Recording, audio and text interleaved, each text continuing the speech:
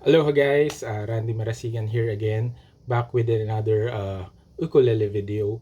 So, today ang topic natin ngayon is how to maintain your ukulele o paano ba linisin yung ukulele. Kasi if you have a new ukulele, dadating ang panahon na kailangan mo na talaga itong linisin. Magkakaroon yung mga dumi, alikabok, etc. And minsan, if you're in a dry place, nung magka-crack yung mga yan.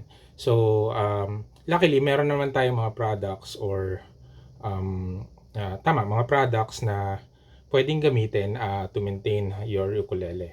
So, ang pinakasimple is I have here a guitar detailer or ukulele detailer. So, mabibili ito sa mga Lazada or Shopee. This particular product is from Music Nomad. Ang tatak niya is Music Nomad. I got this one from Shopee. The store is Guitar Pusher. And another one is the F1 Oil fretboard conditioner. So it cleans, conditions, and protect your fretboard. So kasi kailangan ino-oil yung fretboard paminsan-minsan lang naman. No? So turo ko lang, mabilisan lang kung paano i-maintain yung ukulele nyo, paano maglinis nito. So aside from this one, kakailanganin nyo ng pamunas na yung hindi abrasive, so mga microfiber cloth or something like this, no. This is also from Music Nomad. Pero parang sa kotse rin, pwede rin yung mga microfiber cloth sa kotse. So ang idea lang naman is wag magasgasan yung ukulele ninyo, lalo na kung mga high gloss finish yun, no. So sige, nag-set up na ako dito sa likod and I'll show you how to maintain your ukulele. So, yan guys. So, nag-set up lang ako dito.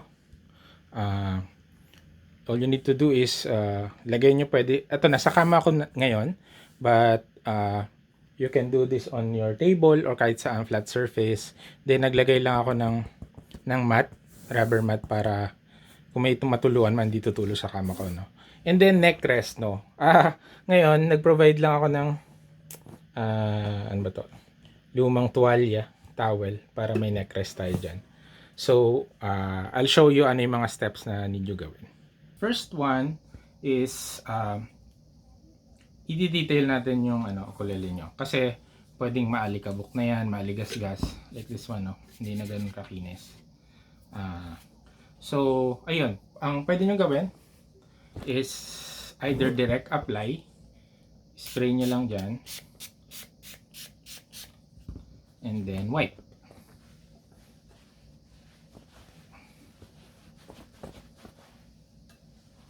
Make sure na malinis din yung inyong ginagamit na pang wipe. So, or pwedeng from here saka nyo siya apply. Napakasimple lang naman, no? Pero gawin nyo to every once in a while para matanggal yung mga dumi-dumi. Ayan. So, ganun lang kasimple, no? Pati dito sa neck, lahat ng surface, yung tuners, etc. So, yun. Number 1, okay?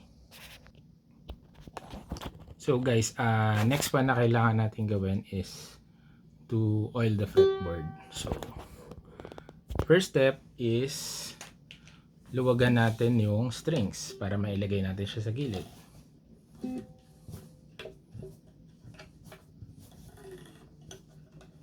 Ayan, di ba? Angat niya lang.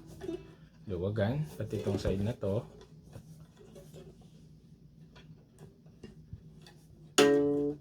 Ayan. Once maluwag na siya, pwede nyo siyang igilid. This one also.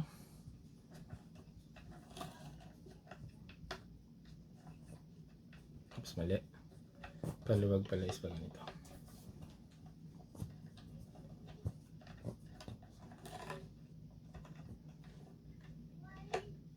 Pwede nyo gamitin kung may string winder kayo, no? Pwede nyo gamitin yun.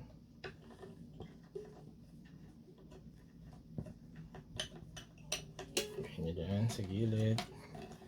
This one.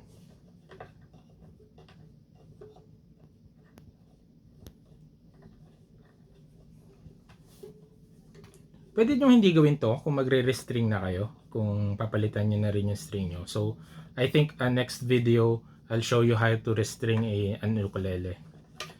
Paano magpalit ng string. Ayan. So, meron na tayong, ayan, yung surface is kita na. So, gawin natin is oil. Ayan. So, I'm using this F1 oil. Not sponsored. Ayan, ito siya. Meron siyang nozzle. Papatak nyo lang. Konti-konti each thread.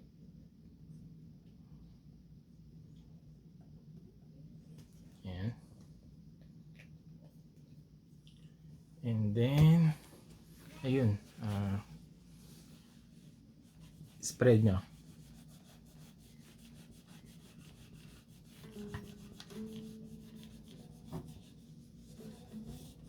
Mas maganda kung gawin nyo to pag magpapalit na talaga kayo ng string.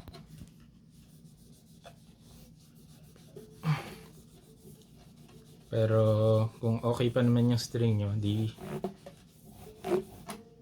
wag muna.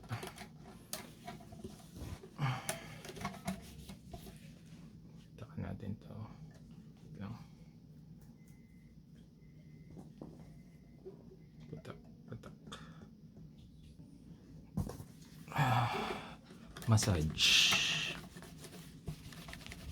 Ito yung mga singit-singit ng fret para lahat ma-oil niya. Di kayo kailangang masyadong madami.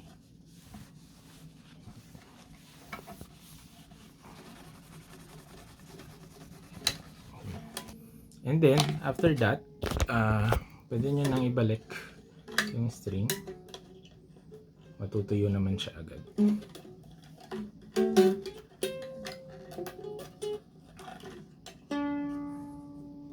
Then, itono nyo na lang ulit. So, ganun lang kadali. Ayun, salamat sa lahat ng nanood. If hindi pa kayo nakakasali dun sa ukulele giveaway ko, please click here. And ayun, mahalo guys. See you.